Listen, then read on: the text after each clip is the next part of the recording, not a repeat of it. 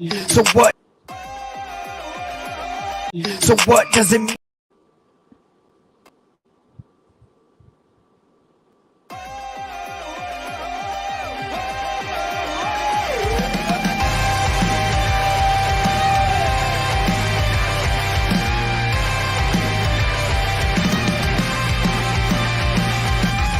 There's a long road just behind you.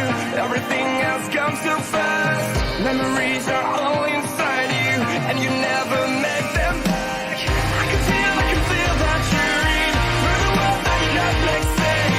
You can feel what I mean now that you're here. Just know there's nothing to fear along the way. There's nothing I could say, nothing I could say.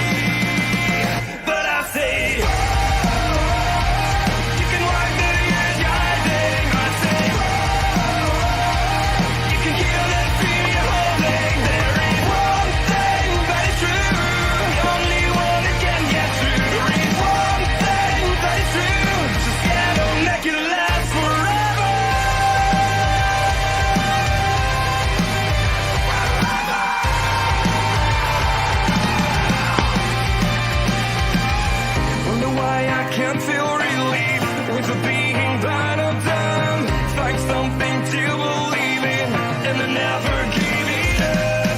I can feel that you're in through the world that you're not next day. You can feel what I mean now that you're here. There's nothing to fear along the way. There's nothing I could say, nothing I could say.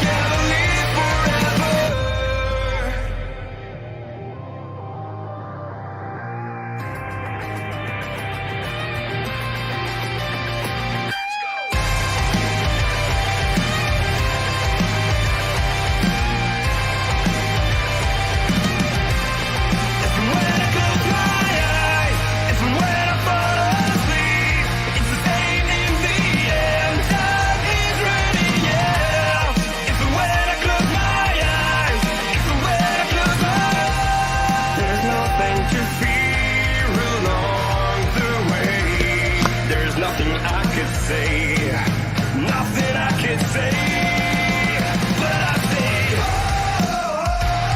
you can wipe the years you're hiding. I say, you just gotta make it last forever, forever.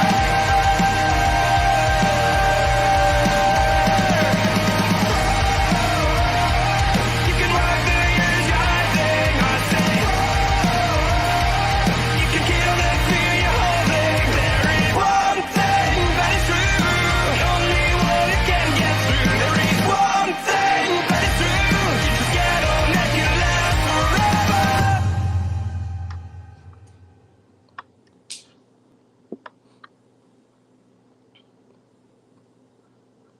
with Night of Champions in the rearview mirror, we've crowned a new World Heavyweight Champion and a new Women's Champion, and multiple champions retain their titles. But we end the show with our mouths dropping at all. We got all that in a recap with you on this live stream edition of the World League Podcast. Let's go. What's going So on? what does it mean to be a raging Cajun? Southwest Louisiana, wreck your face, man. Still don't get it in, I'ma let you know. All you gotta do is come and join the show.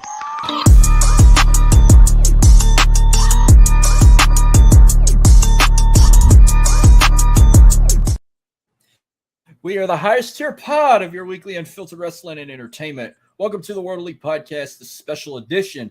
We're free and available wherever you get your podcasts. We're on YouTube and Twitch. Of course, it's just me today out of the Hostly Trio. I'm Marcus at MarcusLee337 on Twitter. But I got a very special guest out of Orlando, Florida. It's Freddy. What's going on, man? Thank you for having me. I appreciate it, man. No problem. We're tripping today. Sorry about the whole mix up and everything. I didn't think you were going to talk right when the intro kicked off. My bad. No, it's all good. It's all good.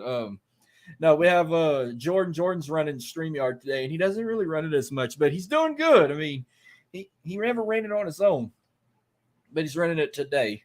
Usually Dylan would run it, but Dylan's not available today. Usually I sometimes run it, but since I'm hosting it, I don't have to run it today. Cool, that's what's up. Oh, yeah. But, I mean, it's been a hell of a weekend so far, and we're already halfway through with the 4 pay-per-views we've had over the weekend, and we got 2 more tonight. It's going to be hell. Crown tonight and AEW. Yes, right. But before we get to any fallout of Night of Champions, tell us a little bit about yourself. How'd you become a fan, and what made you want to get into the wrestling business? And you were talking about potentially you want to start a wrestling podcast of your own. So tell us a little bit about all that. So I've been a wrestling fan since I was probably like 4 or 5. I'm 37 now. So my first introduction to wrestling, I got a VHS tape, the 1985 Royal Rumble. My dad had it, put it in, watched it, fell in love with it ever since. Hell yeah. Love it. Who inspired you since you were a kid? Like, who were some of your all-time favorites? Sad to say, Hulk Hogan was one. Ultimate Warrior and Sting. Those are my top 3 growing up. Hogan, Warrior, and Sting. There you go.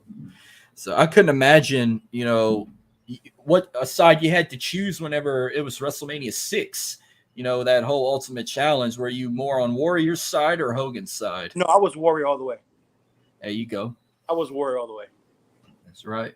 Well, we're mainly going to do a fallout for Night of Champions, especially the way it ended, and we'll talk all about that. But unfortunately, I didn't catch Under Siege, but I did catch the main event. I decided to watch it. And do you watch Impact or not too often? I try to watch it. It's not on my cable package. So like if I try to catch some of the pay-per-views on stream, I did see some of it on Twitter going around. But I didn't watch it. No. I watched the main event, and let me tell you, that match with Steve Macklin and PCO, that match was so brutal, where Steve Macklin takes a staple gun and staples PCO's lip shut. No, and then he's just picking the staples out of his lip. And I'm like, oh my God. That was one of the things I seen on Twitter. Everybody was reposting that. So I watched it. I was like, oh my God. And then the way it ended, Bully Ray jumping Scott D'Amore, and they powerbombed him through a flaming table. And now we get Steve Macklin and Bully Ray as allies now. Like, Impact's been very entertaining. I need to start watching it more on Thursdays. Their women's division has always been top notch to me. Like out of the 3 companies, their women's division I thought was always the best. WWE is slacking now. AEW, they don't really women, but not TNA. Impact does a good job of putting their women. They've always done. I remember when they used to do their shows here in Orlando a lot when they were TNA, and I used to go to the ones in Orlando all the time. Like we would be there when Bobby Lashley was there, Sting. I've been to a bunch of those, LAX. So I always thought they always did a good job. I love their live shows. It's really small. Kind of like old WCW Saturday night vibes a little bit. Yeah. But I always thought it was a good time there going, especially and it's free to get in. Oh wow, I didn't know it was free. So it's like the first 900 people to get in. Oh, it's like everybody. Like when they used to do it before as TNA, you just line up. They'll film about 4 shows a day. So like every 2 to 3 hours they'll film a show pre-tape. Damn. So you just line up and you go in there and they let everybody in for free. It was in the Universal. It was in the Universal. It's like sound stage like 22 or something like that. Yep, it was right outside Universal Studios, so you didn't have to be in the park to go. You just say they used to have a sign.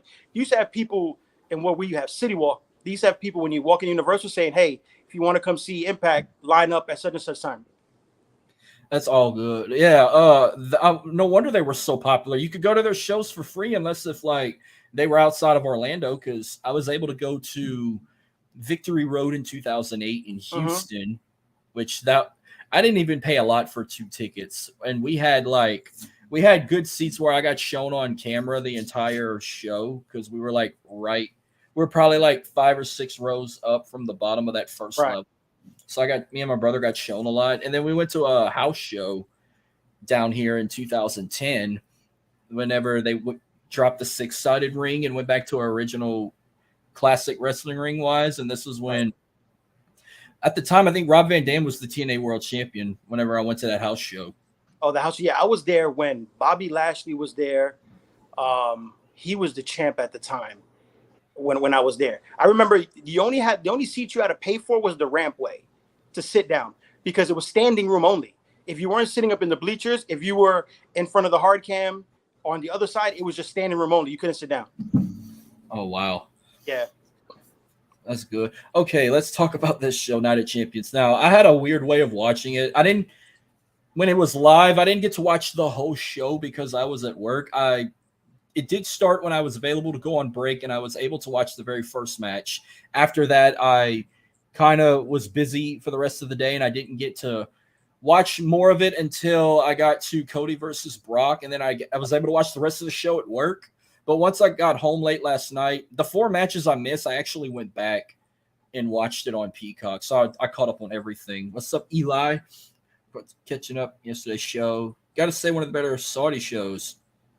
Yeah, I will say that was one of their top shows they've ever done. But as a whole, for the show, I thought it was a very good show. It wasn't the best show of the year. I mean, there was a couple of bumps in the show, but I did enjoy it. I still think Backlash was like their best show of the year so far. Best show. I feel like this was the best Saudi crowd that they've had, though. They were hot from beginning to end. They kept up the energy, and I thought this was one of the better Saudi shows. I think from top to bottom. And it was only their second show in the Jeddah Superdome, and they had the same set that they did for Elimination Chamber the year before. Right. So this one, I thought it was good. Top to bottom. We're basically halfway through 2023. We're not even in June yet, but there's no Premier Live event in June. But you could say WWE is already at the halfway mark with the years. If I had to rank the Premier Live events so far from best to worst, I'll say Backlash was the best show of the year so far. WrestleMania Night 1 was second best. I'll say Elimination Chamber, Night of Champions, the Royal Rumble, and the worst show was WrestleMania Night 2. Yeah, WrestleMania Night 2 was a big letdown, but definitely Backlash. Backlash was it might be the number one the entire year going. Even though we haven't had, I know we have London, Money in the Bank. That's going to be a big test there. That's going to be a test, and you have Detroit, I believe, SummerSlam. So, but Puerto Rico, they bought it. You can't. Something tells me I'm worried about SummerSlam. Something tells me they're going to try, but I might be proven wrong because the last couple of SummerSlams haven't really been all that. Hell, last year's, which the way it ended with Brock lifting that ring up was amazing, but the show as a whole wasn't all that. The year before that, when they were in Vegas, SummerSlam was dog shit. Right. The pandemic SummerSlam in the Thunderdome was dog shit. I mean, the first time last year was the first Triple H show when he first took over. That was was that the one in Tennessee? Yes. I thought Clash at the Castle was, you could say, yeah, SummerSlam was kind of the first show into the Triple H era, right. But he was still like planting his seed. But when Clash at the Castle came, they said that was like the best show of the year. It was even better than WrestleMania. And I'm like, ooh, that's kind of, I don't know about better than WrestleMania. It was good, but it wasn't better than WrestleMania. I thought WrestleMania was the best show of the year last year with Stone Cold coming back and everything. Oh, yeah. And again, last year, Night 1 was the best of the nights. Exactly. I mean, Night 2 wasn't horrible last year, but Night 1 was better. But this year, oh yeah, out of the park. I mean, how do you go from fucking having an outstanding Night 1 and then Night 2 you just like drop the ball? You know what? They need to do a better. The Dominic Mysterio and Ray should have been Night 2 for me. I think I would have put that on Night 2. Looking forward to that. They seem to always pack Night 1 with the more intriguing storylines. Like you had the tag team championship main event. You had Dom and Ray. Like one of those, I understand the tag team match main event and cool, but that Dom and Ray should have been Night 2. Yeah, either way. But yeah, I mean, I'm going to assume the attendance was around 30,000. They never really gave an attendance out, but when they were there last year, it was around 33,000. So it don't seem like a very big place inside. I know from the outside it looks gigantic from the structure, but inside it doesn't look like it holds that many people. I don't even think it's a stadium. I think it's just a supersized arena that can seat up 30,000. Okay. But it's not a stadium, but it may look like it, but I know it's not a stadium. It's just they use it for like conventions and stuff, but somehow they can put bleachers in and turn it into like a mega size arena for a wrestling show or even boxing or UFC and whatnot. It looked good on TV. I'll tell you that. It looked, and they made it look like a stadium show. The way they had the setup and the structure looked like a stadium show. The way, because how many times I've Googled that venue, I don't think they labeled it as arena, not a stadium. Makes sense. Which I wouldn't mind. Like, yeah, when they were going to Jeddah the last other few years, they were going to King Abdullah Sports City Stadium, which that's actually a nice stadium. It's a big one. The ones they've been doing in Riyadh, like that King Saud University Stadium is probably their better stadium than King Fahd Stadium. That thing looked like a circus tent that you're trying to fold, but the bars are jammed or broken. That's what the roof of it looks like. It looks like you're trying to fold one of those pop-up tents. Like going like this. Yeah. But and then that Boulevard shit that they did, like Super Showdown when Goldberg won the title or Crown Jewel in 2021. I didn't like that. Don't go to that bullshit again. That's kind of like a concert pavilion they did that at. Was that the Super Showdown when he beat Bray? Yes. In 2020 when that trophy taker won. Right. It was one of their final shows in front of a sold out crowd before the pandemic happened. And then when they went back in 2021 for Crown Jewel, when they had Roman Brock and then the Hell in a Cell, that was in the same pavilion. It's just a little concert pavilion that could seat up to 16,000. Like it's like a concert stage that they set the stage on, and then they just put it like in that pit open where they would have like you could put lawn chairs and shit in. Like I saw images of that. Yep, I remember that. Yep. No, I mean, if you ever go back to Riyadh, just go back to that King Saud University Stadium, whatever it's called, the one they did Roman versus Logan at. And if you go to Jeddah, just go to the Jeddah Superdome. I'm gonna have to look it up. It's actually pretty decent. I mean, they actually got nice venues down there in Saudi. You know, I've shit talked that kingdom or that country for so many years because of their beliefs and then their belief on women's rights. Like women don't have freedom over there, and they can't show skin. They can't walk the streets alone and have to be escorted with a man and everything. I guess that's why they call it blood money, right? The WWE blood money season volume 5, whatever they call it. Whenever they go over there. Well, the show kicks off, and it pissed me off at first, but I was thinking the World Heavyweight Championship match was going to close out the show, but it kicks off only because Seth had to fly back to the States to finish filming Captain America: New World Order because he's going to play. That was the word going around. I seen that he had to fly back. But he's not the main villain. He's just having a cameo. Like he's one of the side villains that like he's gonna have a few scenes in the movie and that's it. Apparently he's in the Serpent Society, his character. Whatever is gonna have, whoever he's playing, it's in that little clan. All I'm gonna say is when that movie comes out, he better curb stomp somebody. That's all I want. Hey, listen, I saw the Fast X and John Cena did his signature move to somebody in the movie. The attitude adjustment. Yeah, finally. I heard it's gonna be a 2-parted movie. I haven't even saw it yet. 3 parts. 3 parts? What the fuck? Yeah, it's gonna be 3. Why? If you saw Vin Diesel's interview before the premiere, they said the studios asked them to do 3. He kind of let it out that it was gonna be a 3-part.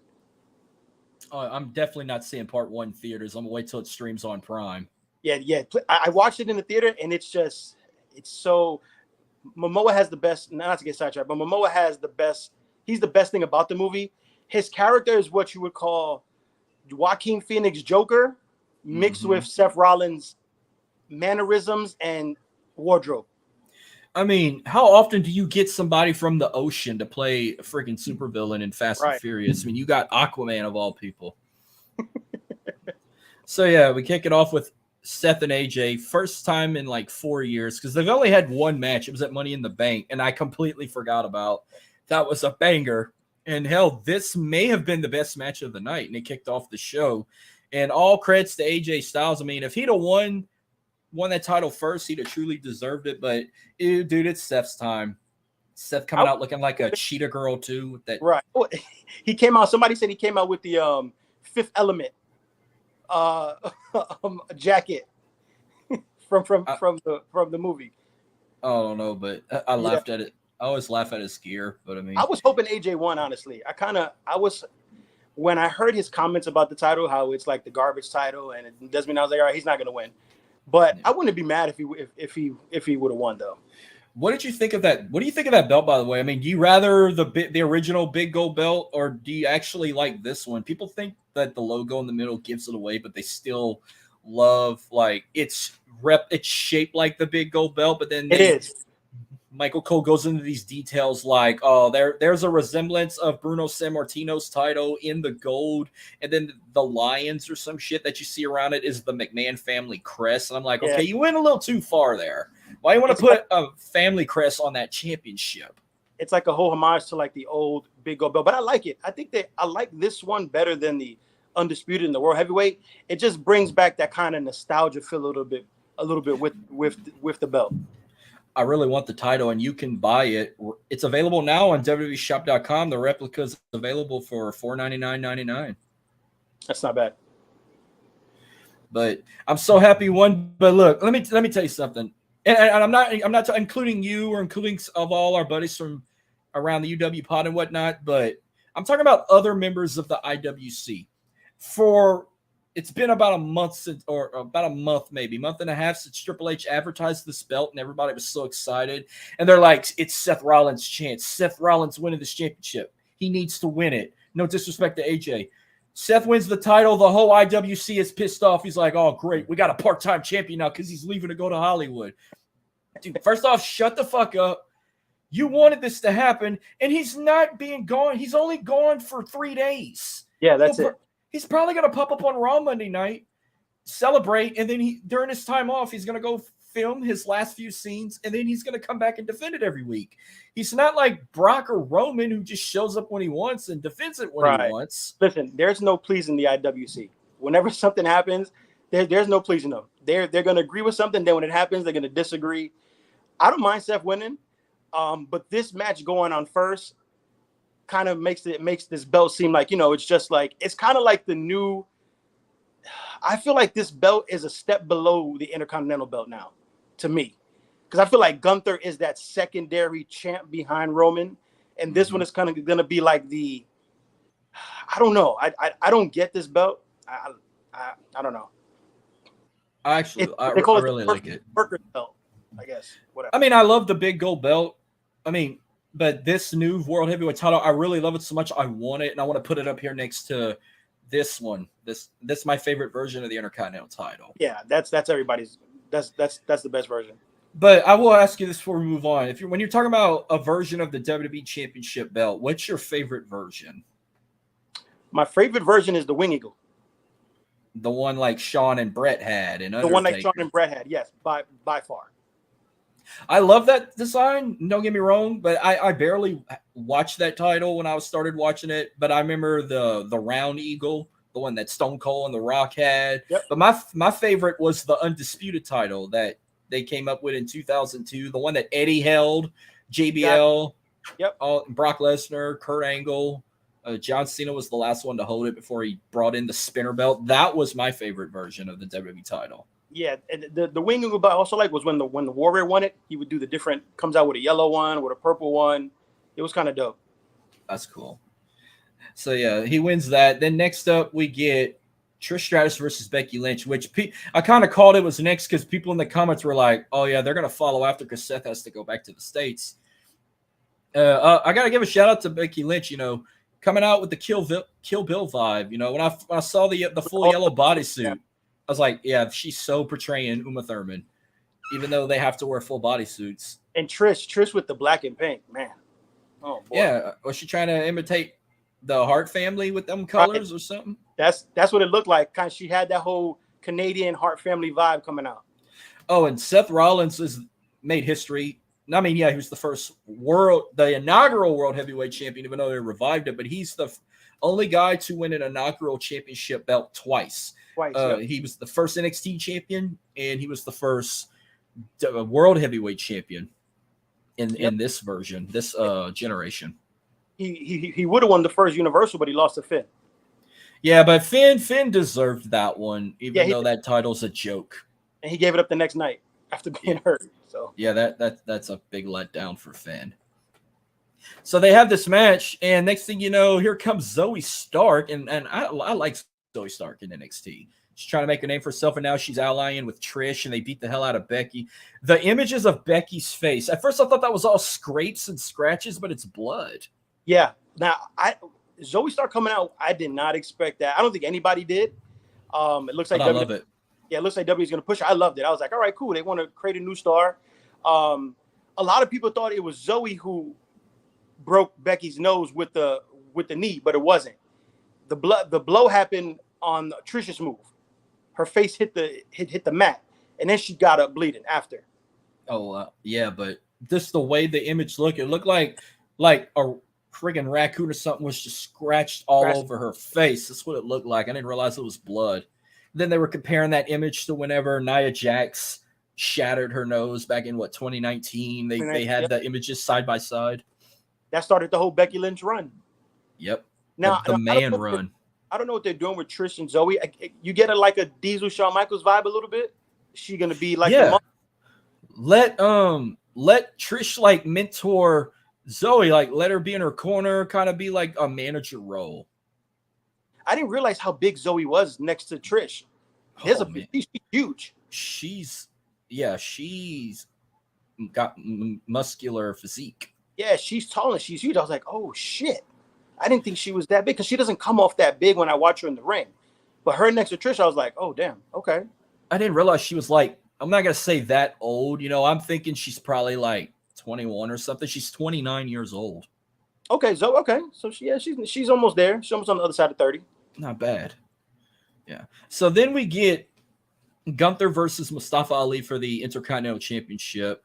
And kind of a joke here, but whenever Mustafa Ali came out, you know, he got a big ovation, but when I saw the camera shot of him from behind, you know, he had the little towel around his head. Like Tinder. Yeah, and I was like, oh crap. I didn't know Muhammad Hassan made his return to WWE. Yeah, he's got that physique too. When he came out, I was like, okay, I see what they're doing. I was like, he kind of reminds me of Muhammad Hassan. Yeah. Except he wore shorts to the ring. He didn't wear long pants like Ali did. Ooh, he's actually really Italian in real life. Yeah, like I think he was born in Canada. Or no, that was Jinder Mahal. Jinder Mahal was born in Canada, but he was Indian. Yeah. Muhammad Hassan is full Italian. He's a teacher in I believe New York. Yeah, so he was born, the Arab American. Yep. He called himself. But I mean, he could have been. I remember before all the shit happened in France in 2005, the shooting or whatever, the bomb threat that they had to drop and get rid of Muhammad Hassan and everything because it was a threat to society.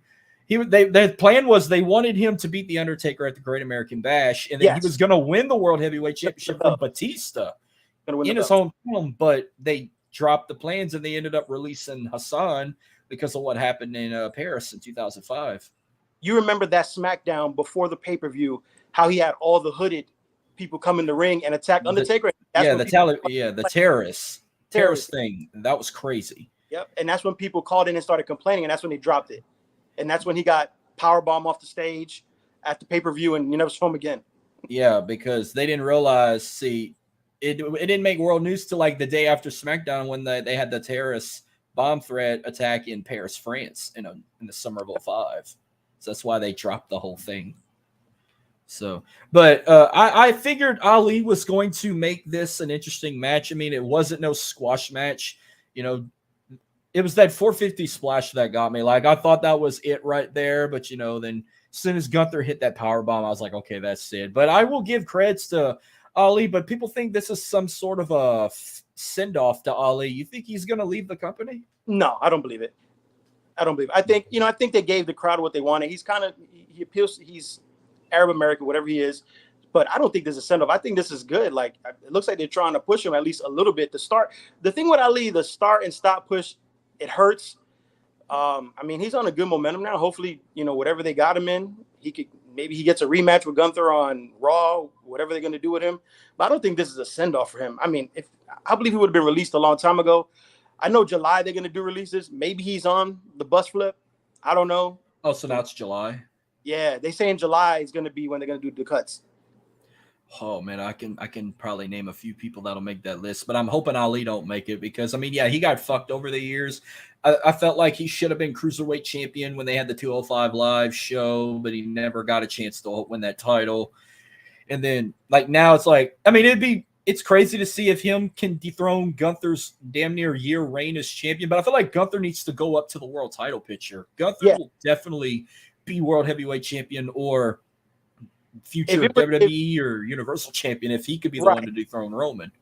If it was me, because obviously Seth was the champ on Raw, I think the best way to go is you have him versus Seth at WrestleMania for that belt. Maybe he passed because I believe September he'll pass the Honky Tonk Man's record. So I believe they're going to keep it on him at least until after September. Maybe he loses it, Survivor Series, Royal Rumble, and then maybe he goes on to fight. God, I'm sorry. Go ahead. I'll let you finish. Yeah. No, I'm good. I'm done. Man, it's all about these. Everybody wants to break records these days. Like, Roman Reigns made 1,000 days, and now he's about 2 weeks away from passing Pedro Morales. I think as they want it. I don't think he's going to break Bruno's record. I think they just want him to pass Hogan's record. No, he's definitely going to pass Hogan's record. They want Hogan kind of off that list already, I think. Because of everything that happened. Exactly. They want him on. The talk is like Roman might be champion till September of 2024. That's the talk. So fucking 4-year reign. They are desperate to break Hogan's record right now. But you know what? I mean, I'm not mad at it. As long as the story is right. If they could tell a story and keep telling it and it's appealing, I'm good with it. But he's got to start defending that belt more on pay-per-views. You just can't just have him defend it 2 times, 3 times a year and then just say he's going to be champ till next 2024. That's crazy. He reminds me of Brock Lesnar right now. Yeah, he's just a little bit more. I mentioned that on another show before. I was like, you remember 5 years ago when Roman became number 1 contender and he was going to challenge Brock for the Universal title at WrestleMania, and he was bitching about him being a part-timer, and he said, I'm going to show up I bust my ass and show up every single week, and I'm going to be that fighting champion, and 5 years later you turn into Brock Lesnar.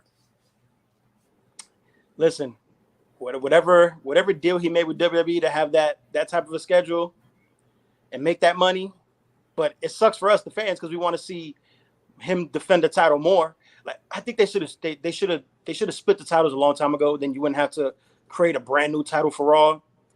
I mean, WWE dug themselves into a spot. So, yeah.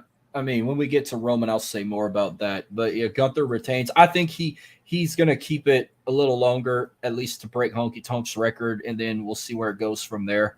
Then we get the Raw Women's Championship, Asuka versus Bianca Belair.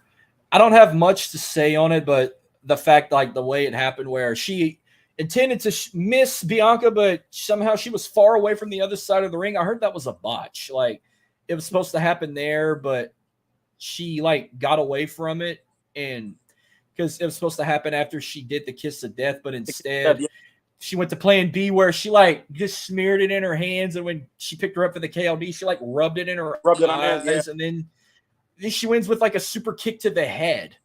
It was very weird how like the super kick twice, and then she was done. And the way she pinned her, it wasn't even like a hook the leg pin. It was kind of just like sitting on her, and she was done. I was like, okay. It was.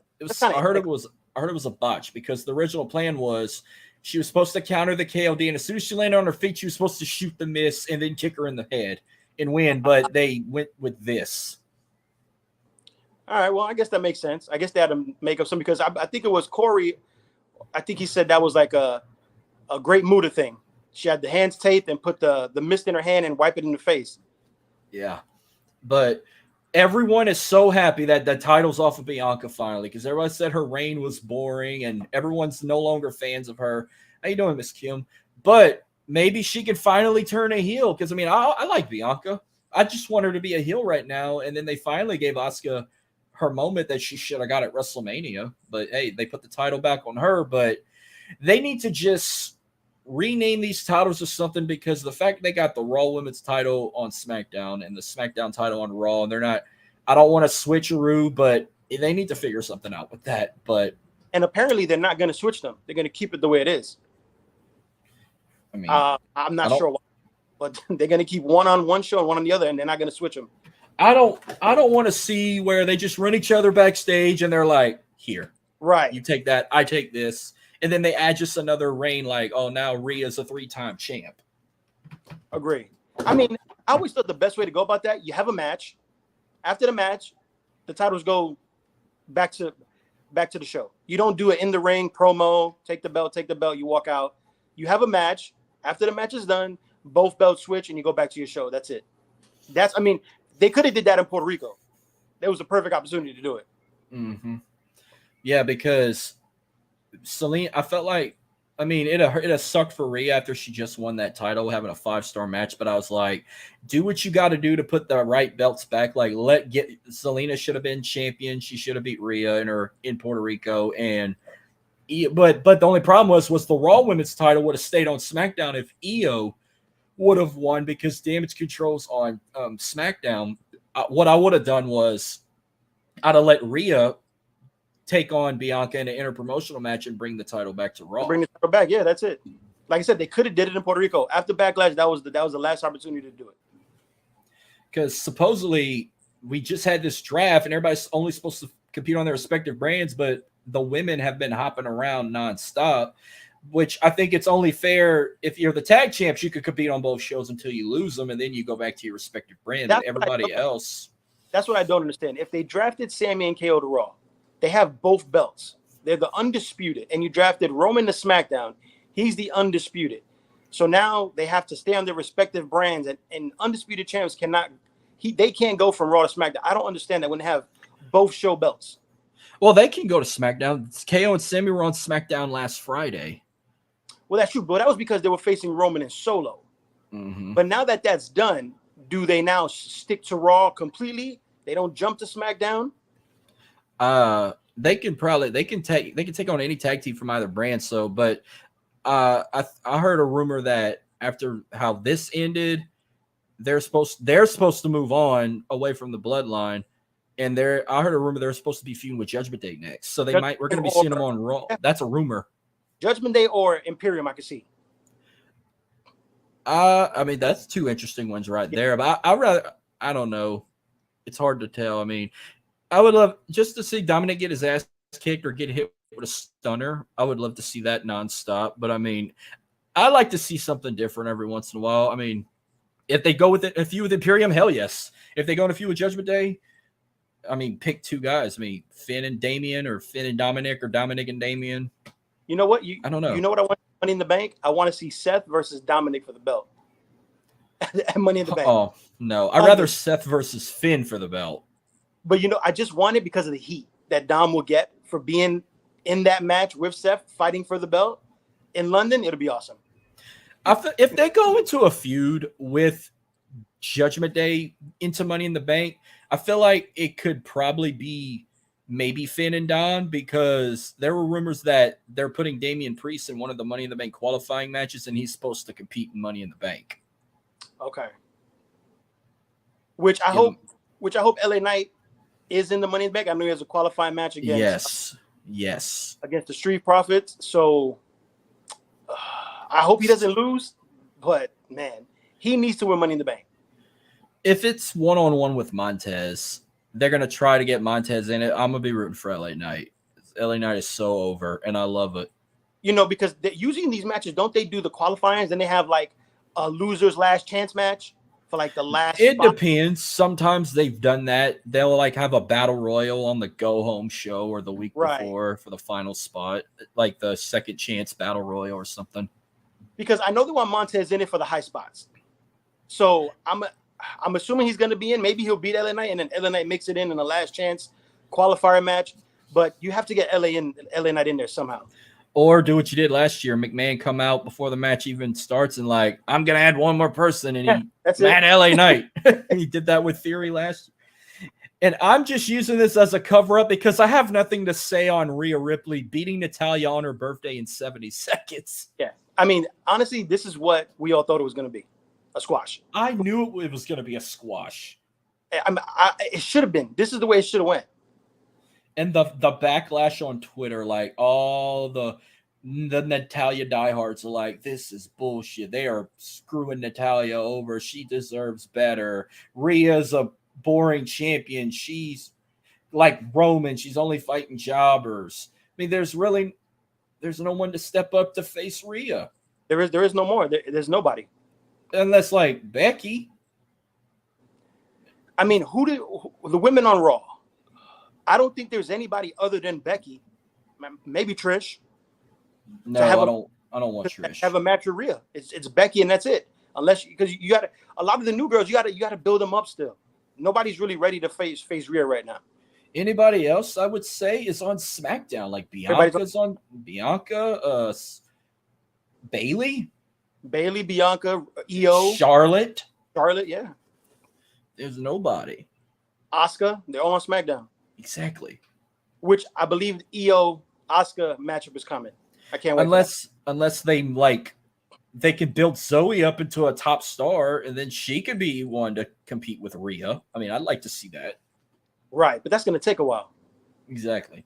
But with Trish in her corner, she could rise up a little quicker. Yeah, I agree. So, okay, then we get – okay, I was so glad this did not close out the show, but we get Brock Lesnar versus Cody Rhodes. And, of course, Cody's fighting with a broken arm. I don't know if it's really broken or if this is just storytelling. But, he come out – he had a cast – he actually had a cast on. He had a titanium – what they call it, a titanium cast? That's what they called it.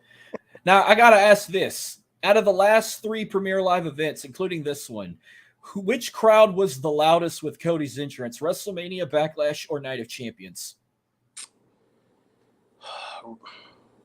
WrestleMania, probably. And this one's a close second. Because it was in a bigger stadium. Yeah. I was going to and Puerto Rico was probably last, yeah. I would say Backlash was louder. Yeah, you think so? Them Puerto Ricans are desperate. I know I thought, but I still think WrestleMania because of the amount of people that were there. But he got a good pop here too, though. He gets a pop everywhere. He's over. So, well, I will say the best audience of the year was Puerto Rico because not just for Cody's entrance, for Seth Rollins' entrance, for Sammy's entrance, and most of all, Bat singing Shambaya when Bad Bunny came out. No, even I think Carlito got the second biggest pop of the night. Oh shit! I forgot about Carlito. Dude, he got this. He got one of the biggest pops I've heard since I've been watching wrestling. That was insane. I don't have TikTok, but I've seen TikToks and Facebook reels of dudes in the crowd crying when Carlito came out, like when Punk returned in AEW. Yeah, that. Carlito is what Punk is to Chicago is what he is to Puerto Rico. Man, they should have put the WWE title on him when he was wrestling. He should be back in the company. I'm not sure. I agree. Triple H, bring Carlito. I want a Carlito Roman Reigns match now. He would work so good with the LWO now. In that put him on SmackDown. Yeah, put him on SmackDown. That's it. And he's fucking in great shape. Look at the shape he's in. and all right. And fuck Cody Rhodes. Let Carlito win the Rumble or face Roman at WrestleMania 40 and take the title from him. We're gonna get to that match because I have some ideas on that. God, I want Carlito back now. And I remember I had a love-hate relationship with him. Like when he first came, I fucking hated him when he was feuding with Cena. And then the long name, Carlito Caribbean Cool. And then it's weird, yeah. I mean, he won the belt his first night. And when he was drafted to Raw, his first match on Raw, he won the Intercontinental Championship from Shelton. Yep. I grew into him when he was on Raw. And I don't know if that's when he debuted Carlito's Cabana or he was doing that on SmackDown. Yeah. No, it was on Raw. Oh, I grew into Carlito when he was on Raw, and then I really liked him. And then he teamed up. I don't know who he teamed up with until Primo came, but I remember he was in a tag team at one. Oh, Chris Masters. The Primo and Epico, those are his two brothers, right? Yes. Okay. Oh, it was Chris Masters he teamed up with. Okay. I actually liked that tag team that did, even though I don't think they won the tag titles together. Or if they did, No, it was because he was a former tag champ, but he won it with Primo when they unified the titles when they beat Miz and Morrison. got you. Okay, Because I was at WrestleMania 25 and I was over there for that. got it. Yeah, and then when he left, and Epico came, and then they had the Colognes, and then was it Rosa Mendez? That was their manager. Yep. And wasn't they Los Matadores, or that was like two other different guys? No, that was them. Oh, that was them. I figured it was them. Yep, it's them. All right. Cody versus Brock. Before we found out Rhea and Natty was the worst match of the night, I thought this was going to be the worst match of the night because Cody had a broken arm and Brock was going to target the arm and re-break it, and the match was going to be over like in 4 minutes. But no, Cody like turned into John Cena and never gave up and counted after near fall, kicked out of 2 F5s, broke the Kimura lock, I think once or twice. Listen, Cody is. I compare him to Captain America in the MCU. Yes, it's Michael They're building him very similar. He's not human. He's not exactly. He's an Avenger. He got so much offense in with the broke arm. It was insane. Like so much. They had the perfect chance to put Cody as Captain America in the new movie with Seth Rollins as the villain. They could have. And then it's called Captain America New World Order. You could have put Hogan and Nash in there, the New World Order or whatever. That's actually not the name anymore. They're actually changing it. Oh, they're changing it. Boo. If you go on one of these websites, I follow some MCU websites. It's just an untitled Captain America. I don't think they're going to call it New World Order anymore. Really? Yeah. Well, I know it's a different cast because I know it's not what's his face who's Captain America. It's the other one. It's the other one. Yep, Falcon. Yep. Yeah, I forgot he was also Captain America, and I was like, because after Endgame, I didn't care for the Marvel movies anymore after Tony Stark died, but I still watched like Spider-Man, and I just watched Guardians of the Galaxy Volume 3 last night. So, I was still watching like those movies, which that was really good. Oh, I loved it. That was the best one. It was so good. That was the best one. But like, I didn't care for the other ones, and I didn't even want to see the new Black Panther movie because Chad Boseman wasn't going to be in it because he died. Yeah, but that was actually pretty good too. I was hesitant on it. I watched it. I liked it. I might watch it because I really loved the first one with him in it. Yeah, so you'll love this one. It's a different perspective. It does introduce Namor, so I think it's pretty good. And when it comes out in November, I have to take my girlfriend to see The Marvels. We saw the trailer for it, and now she wants to see it. So I got to take her to see it. I'm iffy on that one. Yeah, I was going to say the same thing, but I was like, you know what? She wants to see it. I'll take because she's coming with me to see The Flash. Oh, I can't wait for that. Me too, and I'm only going to see it because of Michael Keaton. Okay, I don't want to. Did you hear who else is in the movie? No. So I don't know if you know this, but back in the early 90s, Tim Burton was going to make a Superman movie, right? With Nicolas. Oh yeah. With Nicolas Cage. Uh-huh. The director of Flash came out and said that Nicolas Cage is in this movie as Superman, a cameo. Really? Yep. Okay, I might have to check that out. Because I know what's her name in there? Supergirl, or she's got that weird name. She's supposed to be like Clark Kent's niece or something. Kara Zor-El. Yeah. Yeah. She's in there. But even Ben Affleck's gonna be in there. If we see Ben Affleck and Michael Keaton fighting together, I'm gonna have Spider-Man No Way Home vibes whenever 100%. They did that with Tobey Maguire and Andrew Garfield fighting with Tom Holland. And the only one you're missing is Christian Bale. I mean, oh yeah, or Robert Pattinson, which I'm shocked I never watched that movie more than once. I only saw that one time. Yeah, I saw it once. It's really dark. Yeah, it was really dark. But Batman '89 was my all-time favorite. Like Michael Keaton was my favorite Batman of all time, and Jack Nicholson favorite Joker. It's Michael Keaton and Christian Bale for me. Yeah, I mean, Batman Forever was great. It was one of the best movies, but I don't know, like Val Kilmer as Batman. I mean, he did good, but George Clooney was terrible too. They both were. George Clooney was a good Bruce Wayne, not a good Batman. Good Bruce Wayne, not a good Batman. He was too too comedic. He was not serious. Right. And some people say Christian Bale is their number one for Batman. I mean, I can't. Just like good. Just like Heath Ledger's Joker. Yeah, that's iconic. Yeah, that's iconic. But like Joaquin Phoenix, I didn't like his face paint. It's more. I feel like that movie is more of a. It's a different take on it. I want to see the next one with Lady Gaga as Harley Quinn. That's gonna be great. But yeah, Cody passes out when he gets locked in the Kimura lock, and the referee called it was like a TKO or technical submission. He just passed out from the pain of his broken arm, and Brock wins. So I don't know if Cody's gonna take another summer and the rest of the year off and come back at the Rumble again, or he's just gonna take time off till his arm's healed and come back at SummerSlam, because something tells me we're gonna probably have another Cody Brock match at SummerSlam or something.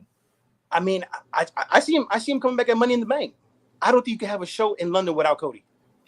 I know. I want to hear the crowd sing his theme the most. Because when Seth shows up with that title, that's going to be a loud humming the song. This storyline with him breaking his arm is the same storyline they did 40 years ago with his dad. Yeah, just fight. Pull a Cowboy Bob Orton, fight with a cast. It's the exact same storyline they're doing. I mean, something's going to eventually happen. I mean, if he don't go away, he's going to appear on Raw, just talk, and he's going to try and wrestle with a broken arm. But I mean, he's got to be at Money in the Bank with it being in London. That's like the pay-per-view I'm waiting for the most. I was telling people on social media he's going to come back with the Winter Soldier metal arm. Yeah. Oh, yeah. All right, then we get to the main event, which I approved it being the main event, but then I was a little etchy about it at first. I'm like, what if? But Kevin Owens and Sami Zayn versus Roman Reigns and Solo Sikoa for the undisputed WWE Tag Team Championship. And, the crowd is just giving it to Roman. Like 2 days ago, he just celebrated his 38th birthday. Yep. The day before, he made the mark 1,000 days as Universal Champion, not WWE Champion. He's been WWE Champion for 400 days now. Yeah. The KO comes out. Sammy gets a big welcome, but I don't know what was up with me, but I felt like when Sammy came out, he came out dressed like our Lord and Savior, Jesus Christ. He looks like it. But he got a huge pop, though. He's never been to one of these events, right? This is the very first time. This was the first time because he's Syrian descent, and Syria and Saudi were like in a big war with each other. They finally made amends, and then they gave the approval for Sammy to travel and compete. And then he even introduced himself in KO, I guess, in another language. Yeah. I believe that was it Syrian language, or was it? I don't know. I have no idea. I just know the crowd was screaming and cheering. First time back in this event since the Greatest Royal Rumble? No, they have Jeddah hosted Elimination Chamber last year. No, I'm talking about Kevin Owens. Him being at one. Yes. This was Kevin Owens' first time since the Greatest Royal Rumble. Yes, because I thought this was his first time too, but when I look back, I was like, no, he competed in that Greatest Royal Rumble match. He was in the Royal Rumble. Yep, that's right. He had 10 minutes in the match, and I think he had like 1 or 2 eliminations. Right, he did. Yep. And then he wasn't going because of Sammy. Basically. Yeah, he was defending his friend, but see, they let them have like the right. Like, if you want to travel to Saudi, you can go. We're not going to make you. Right. The first Crown Jewel 5 years ago was a complete dumpster fire, especially with that Best in the World tournament, because like Cena didn't want to travel anymore. This person stepped down and traveled, and then all that, and then you give the fucking cup to Shane McMahon. Oh shit, that was good times, right? No, that was a bad time. 2018 was kind of a downfall year for WWE. It was 100%. And then with the announcer, I hated when he had said that best in the world. He held it in for 20 seconds. And we all knew why WWE was doing it. For the blood money. That's what it is. And also to take shots at CM Punk. Exactly. Speaking of Punk, he supposedly... you think he's going to come back at Collision? I mean, they have no choice, right? I don't care. I really don't care anymore. So now, before we continue with the main event, let's talk real quick about the Collision. They're in probably the worst time slot they could be in on Saturday. 8 to 10, right? Yes. You have college football coming. You have UFC events. You have premier boxing events. You got to go up against WWE premium live events once a year, once a month. I said that too. Yes, I agree. Because we were talking about that, I think on not on our last live stream, but the stream before that, I brought that up. I said their first like 2 months, they'll get some ratings, but once college football starts, it's over. And it's over. When WWE starts having premier live events on those Saturdays, also, it's over. And when it's the NFL playoffs in January, it's over. Yep, it's over. College football takes over. I mean, you're in a big college football city. I'm in a big college football city, Orlando, Florida. It's college football everywhere. So nobody's going to be watching Collision when college football is on. Exactly. I don't even watch Rampage. I gave Rampage a chance a time or two, and then when I went to a Rampage, I stayed for a Rampage after Dynamite. I said, I'm never watching this shit again. I watched 2 Rampages. The very first one when Christian beat Kenny for the TNA belt, and then you watched Punk's return. That was it. I watched like the first 2 months, like every Friday, and then I would watch it when I could, and then they always change the times. Like, they do it on a Saturday because of the playoffs, NBA playoffs and everything. And then as like it got too much, so I'm like, I'm gonna just watch it when I can, and now it's turning into squash matches. Yeah, it's and now it's gonna be like basically Rampage is gonna be what NXT is to WWE, is from what they're saying. I mean, I'm glad they dropped Dark and Dark Elevation, but I feel like drop the bullshit and just let like they have too many shows. Way too many shows. Wednesday, Friday, Saturday. Yeah. Enough. Well, I mean, I already watch enough wrestling as we speak every week. Raw on Monday, Tuesday's NXT, Wednesday is AEW Dynamite. Now I'm watching it on Thursdays. I'm watching Impact, Ring of Honor. I'm done with Ring of Honor. I'm only watching the pay-per-views. And then Friday I watch SmackDown. That's it. That's it. I only watch wrestling on Saturdays if it's a premier live event. Same thing on Sundays. And then now with Collision being on Saturdays, AEW is going to go to strictly Sunday pay-per-views now. They have to. They have no choice, because they can't put a pay-per-view on Saturday because WWE took that over. I mean, they have no other week to compete. I mean, because if they put it on Raw, they put on Monday nights, they're going to lose every week to Raw. Their only chance of competing is Tuesday nights with NXT. 100%. Because even if they go on Friday, SmackDown will blow them out the water. They already blow them out with Rampage. Yeah. I'd have just did it on Thursdays. Because Ring of Honor, you have to watch it online. I mean, why don't you just do it on Thursdays? If they did it on Thursdays, I would actually tune in and watch it every week. Except for when the NFL's on. Then they got to compete with NFL football Thursday nights. Yep. I don't know. The fact that it moved to Prime Video, their ratings have been so low. Right. But I mean, big NFL fans are going to watch it. You being in Orlando, who are you a fan of in the NFL? I'm a Patriots fan. Oh, so you're a Patriots fan. I'm a diehard Patriots fan, yes. Still today without Tom Brady. Still to this day. Tom Brady, listen, I'm not a Tom Brady fan. I'm a Patriots fan. There's a difference. So Mac Jones is your general now. Please don't get me started. We could have a whole we could have a whole football podcast on that. I figured you were going to say I can have a whole conversation about Bill Belichick. No, him too. But the only sports team y'all got in Orlando is the Magic. I guess you're a Magic fan? I'm not a Magic fan. I'm originally from New York. I grew up in Long Island. So my family were Cowboys and Patriot fans. Which Cowboy fans in New York? I'm a Patriot fan. But I'm a Knicks fan. I'm a New York Mets fan. I don't like the Yankees. And hockey, I'm an Islanders fan. Well, see, I'm an Astros fan, and y'all got Justin Verlander. We did. I said it'd have been nice if y'all could have gave us Edwin Diaz for Justin Verlander. I mean, so I can hear Narco in person. I mean, he ended up getting hurt anyway. So I don't know. I just want to hear Timmy Trumpet in person one time. They actually have it in the MLB game when he comes out. Yeah. I only hear that song like to get the crowd pumped up at sporting events. They play it now.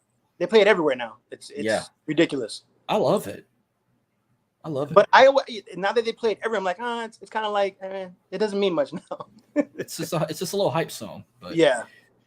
Alrighty. So let's go back to the main event. I don't have much to say on it, but like, I like how Roman's just pissing the crowd off. Like, he's just mocking, imitating them, talking shit to the people in the front row. He'll want to tag in, and then when Sammy wants to get in, he's got to tag out. And then if KO wants him, he tags Solo. Solo did most of the work. And he did all the work. He did all the work. And then Roman tags in and just picks up the scraps. That's it. Well, I knew something was going to come. I was like, I'm just waiting for the referee to get speared or Superman punched or something. So Sammy even shoved the referee in the way. Roman spears the ref. So I'm like, okay, where's the Usos? Let's see what happens. Right, yeah, who's coming? Did you notice when he speared the referee, he looked at the referee and was like, what's up with this guy? Roman, when the referee was like he didn't know why the referee was knocked out, like you just speared him. He taps on his shoe, like get up. I'm waiting for him to grab him by his belt loop and pick him up and drop him. I've seen him do that one time. Well, then the Usos coming through the crowd. Well, then they're attacking KO and Sammy. Then at first I'm like, all right, shit, they're about to win the titles. They're gonna win the belts. That's exactly what I thought. But it was a couple of Easter eggs I was watching. Like at one point, they didn't bring it up. I bet he brings it up on SmackDown. Because remember, Sami Zayn was trying to put Roman on the announce table. That's when they were coming. Yep. Well, if you saw, I think it was Jey Uso. Jey grabbed Roman off the announce table and threw him off the table. And I'm like, I'm waiting for him to complain about that. But they put Sammy on the table. I don't even think he went through the table. I don't think he did a splash or nothing. Yeah, no, he didn't. Oh, no, they flipped the table over. Flipped the table over on KO, yep. It was KO they flipped it on. That's right. On Sammy, they flipped it on. That's right. No, they flipped it on Kevin Owens or Sammy? They flipped it on Kevin Owens. Kevin Owens. Okay, yes. They were going to double super kick Sammy, and Sammy moved out of the way, and they double kicked Solo. Yep. This was going to be the second time they tried to double kick him in the ring. That's when the match was lit, and I'm like, okay, this is how they're going to lose the match that made a mistake. Well, Roman witnesses it, but he didn't think it was an accident. And he gets in the ring, Jimmy's trying to talk to him. He I don't know if he slapped Jimmy, but he shoved him. Pie faced him. Yep. Pie faced him out of the way. Then he goes up to Jey. Jey's kind of been a little sissy bitch lately. Like Jimmy's got the pants on in the brothers now, but Jey's like we just trying to help you, man. And he's like day one. It's like y'all know no longer day ones or something. Like I'd have to watch how many times I'll watch that video. I forgot how he mentioned y'all know day ones or something. Yeah, he's like you're no more day ones anymore. And he hit pie face him and he did it again. Pie face him twice. Yeah, get out of my ring. And then when he turned around, the kick heard all over the world. The super kick. Let me ask you a question real quick. Was that pop louder than Sami Zayn turning on Roman? No.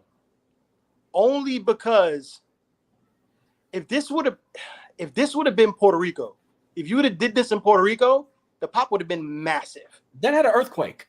It would have had an earthquake if this would have happened in Puerto Rico. This match here. Well, no, the Puerto Rico's an island. They'd have had a tsunami, dude. But no, I don't think it was. It was up there. But Sammy's definitely was a bigger pop for sure. Because I was at the Royal Rumble when Sammy turned on Roman. That was so loud, and I have a video. I'll send you the video. Yeah, please do. How loud that echo was through the phone.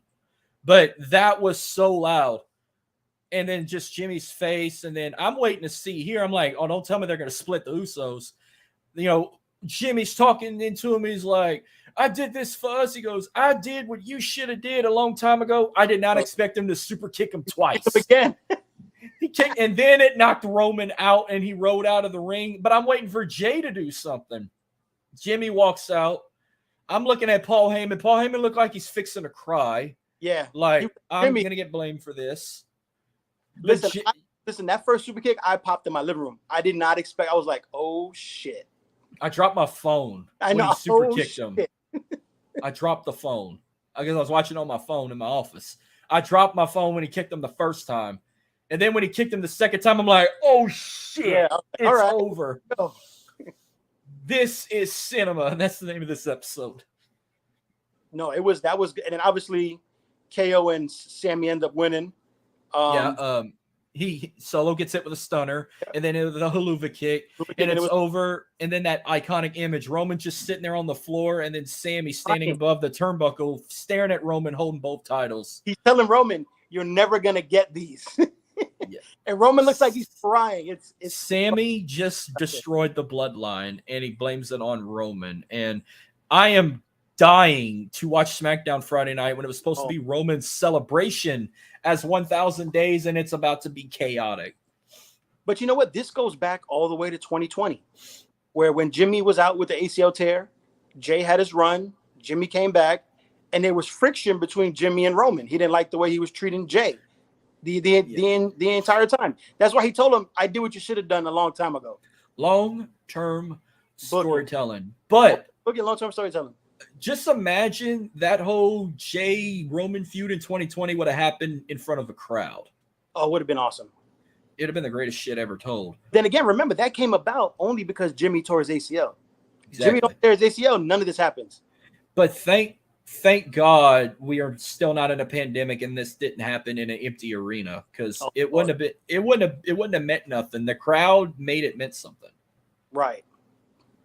And now, this is some shit you can end the summer with. You're kicking off the summer with breaking up the bloodline. Yeah. So now this summer is going to be so crazy. Like, what's gonna be next for Roman? Everyone thinks there's gonna be a tag match with Roman and Solo against the Usos, possibly at SummerSlam. I would do.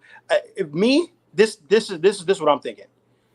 You have the tag team match at Money in the Bank London. SummerSlam, you get either Roman versus Jimmy 1-on-1 or Roman versus Jay 1-on-1. Someone said that Solo's going to leave next, and then they're going to have a fatal 4-way. Honestly, if Solo leaves, he's going to go with his brothers. Then it'll be those three, and Roman's going to be on an island by himself. I mean, it looks like that's where it's going to go to. And hey, this is better than trying to bring The Rock in, which that was a big fail. I don't want. As much as I grew up idolizing The Rock, I don't want The Rock. I wouldn't mind The Rock and Roman having a match, but I don't want the title involved. No, it shouldn't. And it shouldn't be at WrestleMania. It shouldn't be at WrestleMania? Okay. It should not be at WrestleMania. Well, I mean, the match was good. It wasn't the best match of the night, but that was the best ending of the night. 100%. Probably the ending of the year. And as to why they saved it for the main event. That's what I said. Well, something crazy is going to happen, because I don't think you can kick off the show with that big of an impact and then you go jump to like a Rhea Ripley Natalia match after. There's no way. The crowd would have been dead. There's no way. Yeah. But the show alone, I gave the show alone probably like a 3.5 or a 4 out of 5. But the ending was 5 stars. Yeah. The ending, it was just like the Royal Rumble. I mean, the Kevin Owens and Roman Reigns match wasn't that good.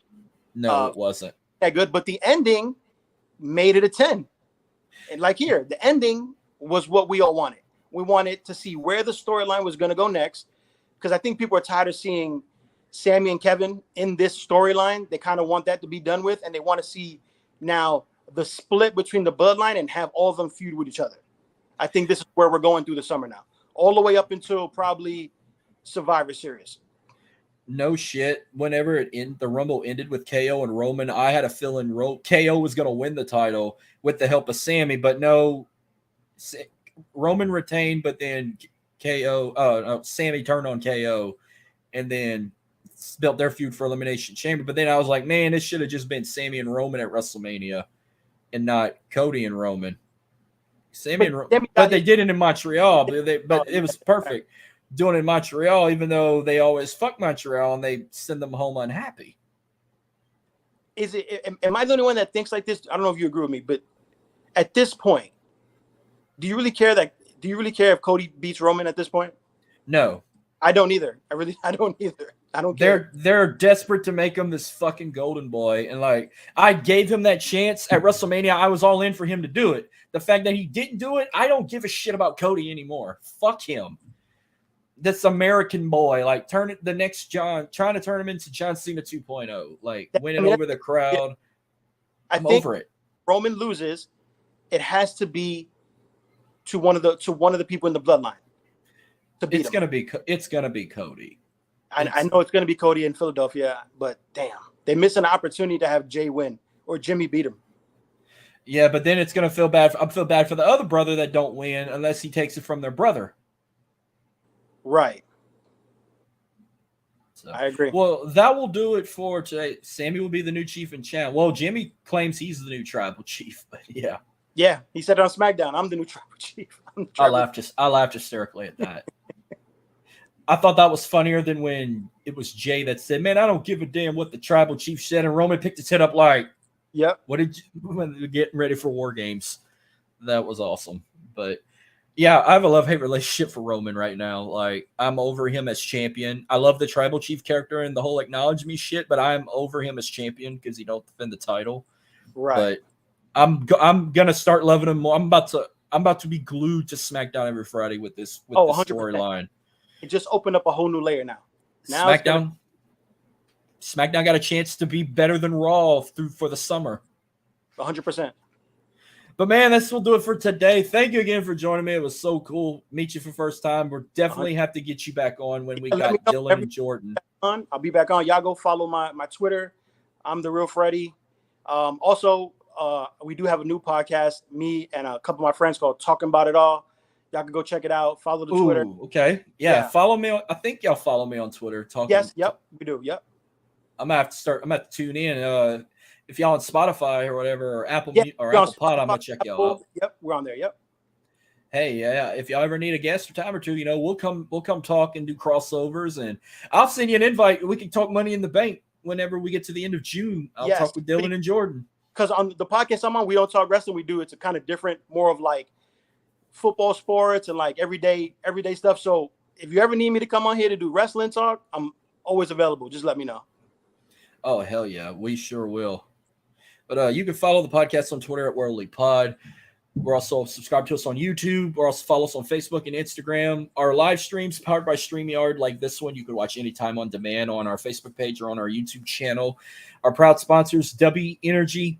Go to w.gg, type in our code WorldElitePod to get 10% off. Our second sponsor, 80s Tees. Go to 80stees.com and use our code WorldElite to get 30% off.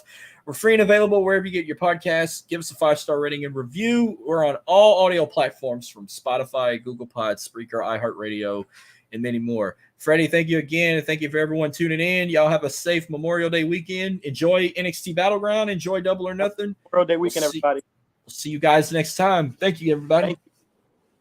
There's nothing to fear along the way. There's nothing I could say, nothing I could say, but I say, you can wipe the energizing. I say, you can kill and feel your whole thing. There ain't one thing that is true, the only one that can get through. There ain't one thing that is true, just get on, make it last forever. That was awesome.